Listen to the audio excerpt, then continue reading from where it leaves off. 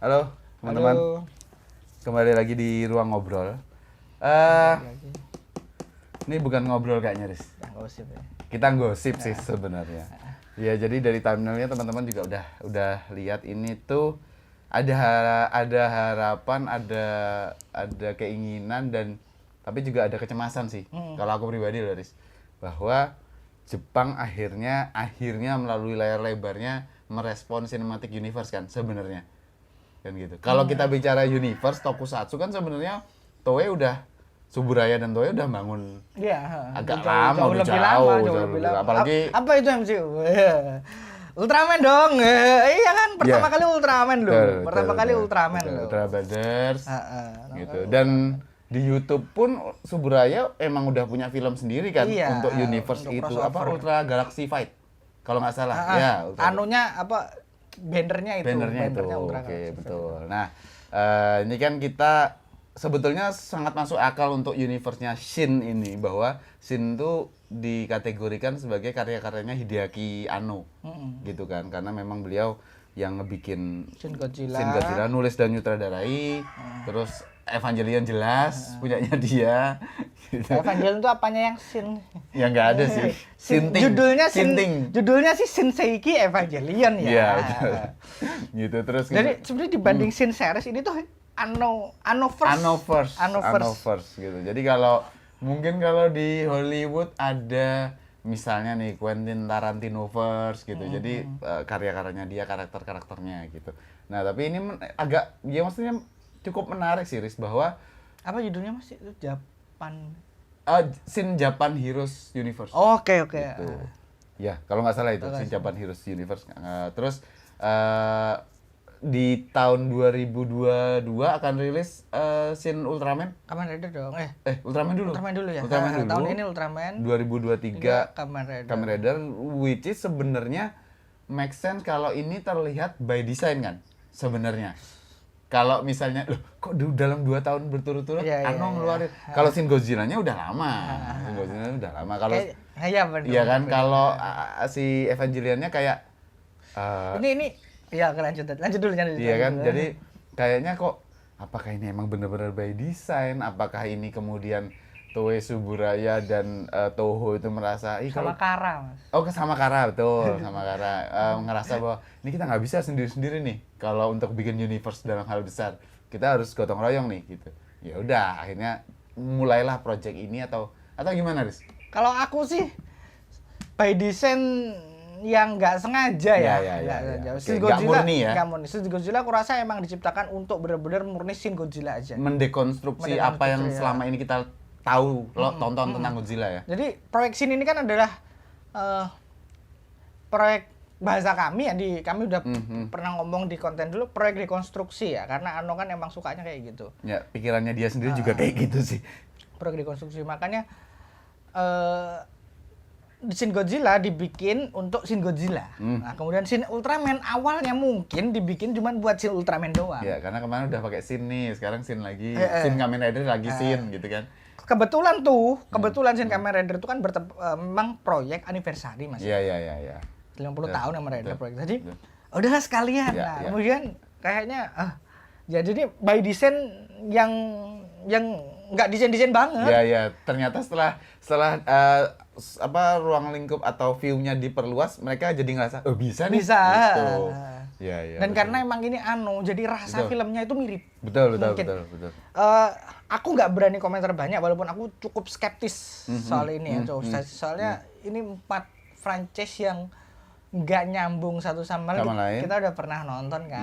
Kamen Rider versus Ultraman kita udah pernah nonton dulu kan. Itu kan absurd banget kan. Absurd banget. Ya itu cuma proyek gimmick kan. Iya nggak jelas banget kan itu. Atau Ultraman J, Kamen Rider J. Oke lah. Nah, tapi 4 franchise ini yang kebetulan juga 4 studio yang berbeda kan itu kocak juga ya. Satunya anime pula. Ya kalau mau CGI ya oke lah, tapi kan base-nya kan anime kan. Berarti kan harus ada CG live action-nya kan gitu. Atau mungkin enggak. Atau mungkin malah nggak ada orangnya, cuma angelnya aja gitu. Yang bisa aku bayangkan itu aku bingung sebenarnya bayangkan. ini mau ngapain? Betul. Ini mau ngapain? Ini sebenarnya apa sih? Sebenarnya kalau buatku secara strukturnya karena ini Anoverse dan kita udah ngelihat bagaimana Ano nge-treat Shin Godzilla, tapi kita harus nonton dulu Ultraman dulu ya, menurutku Ultraman dulu. ya. Apakah ini bisa works? Betul. Karena Shin Godzilla itu kan realismenya luar biasa. Betul. Fokusnya bukan pada Godzilla. Betul. Fokusnya pada Manusianya, ya. Pada situasinya. Betul. Sedangkan untuk Kamen Rider dan Ultraman nggak bisa seperti itu kan? Nggak tahu, Mas. Iya, nggak, maksudnya yang selama ini. Yang selama ini kan kalau Shin Godzilla-nya Ano itu kan secara keadaan tuh ya seperti halnya Godzilla yang sebelum-sebelumnya. Iya, secara keadaan. Iya, secara keadaan. Cuman dia lebih berat aja. Betul. Kalau dulu kan agak betul. Dulu lebih ke baik dan buruknya kondisinya tuh lebih jelas lah gitu. Kalau ini kan Ano kan mencampur adukan banyak hal. Nah, maksudku Ultraman dan Kamen Rider yang kita tahu kan nggak gitu kan gitu. Tapi gini, aku ada menarik dari trailernya Ultraman yang cuman sebentar dan udah lama itu. Dan aktornya itu aktor gede juga, maksudku itu ya. Kemungkinan rasanya Ultraman itu juga gini, Mas. Harusnya sih iya. Mengingat ini Ano ya. Bakal kayak Shin Godzilla. Betul. Bakal banyak di manusia, bakal banyak Jadi secara secara vibe movie bisa. Baru kepikiran aku, Riz. Shin Ultraman ini aku nggak tahu ya, mungkin teman-teman yang nonton ini juga ada yang lebih tahu mungkin gitu, bahwa kan belum tentu kan Ultraman-nya menjadi karakter hero. Bisa jadi dia menjadi threat kan?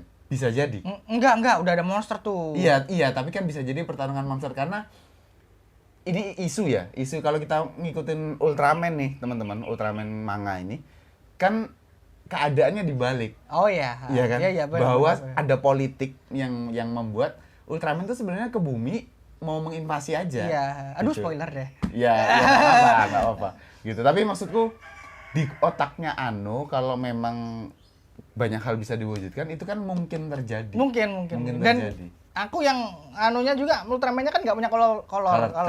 Kalau itu kan cara Ano mewujudkan desain yang dulu harusnya kayak gitu. Iya, cuman aku mikirnya jadi beda lagi, Mas. Iya. Kalau Ultraman ini bukan makhluk ekstraterestrial, bukan alien. Iya. Tapi dari bumi kayak Gaia. Kayak Gaia. Betul. Ya kayak Godzilla juga. Kayak Godzilla juga. Ya, makanya ini bumi sentris banget. Betul. Mikirku gitu. Betul. Bisa jadi. Karena kan dulu Suburaya membuat itu karena memang ini batas waktu alien ada di bumi. Mereka 3 menit kayak gitu. Makanya kalau secara vibe cerita dari trailernya Ultraman, kita judgingnya dari trailernya Ultraman ya.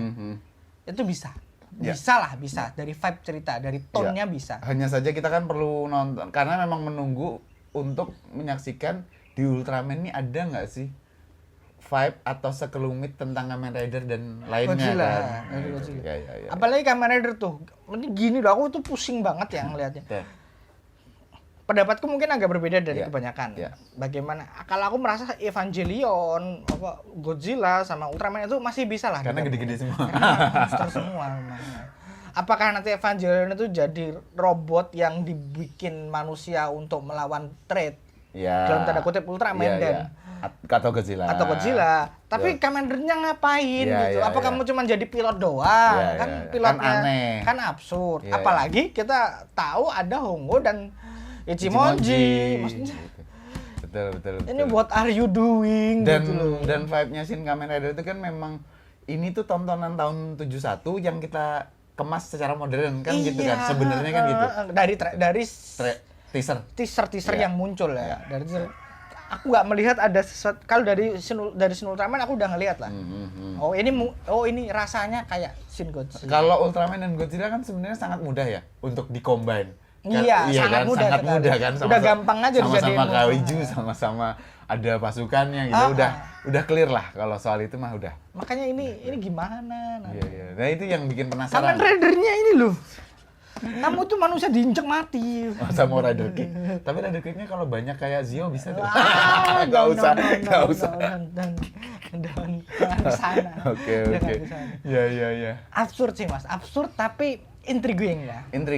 Artinya gini, orangnya nggak suka, aku kan bukan orang yang suka karyanya Ano ya. Iya. Nah dirimu kan ngikutin dan suka gitu. Suka atau nggak suka itu masalah berbeda, Tapi oke gitu. Aku kan lebih banyak nggak terimanya dengan karya Ano karena memang pola pikirnya begitu, dan ini nggak ada masalah karena sutradara baik itu di Indonesia ataupun Hollywood gitu ada juga yang aku nggak cocok kan gitu. Jadi nggak ada masalah. Simply nggak cocok aja sih. Simply nggak cocok aja gitu. Nah, bukan berarti jelek. Bukan berarti jelek. Nah cuman memang mengingat Jepang harusnya memang punya hal seperti ini terwujud dalam cinematic universe gitu, ya ini patut ditunggu sih, maksudnya gini sih kalau aku maksudku cinematic universe itu kan Jepang udah punya ya dalam bentuk superhero Taisen.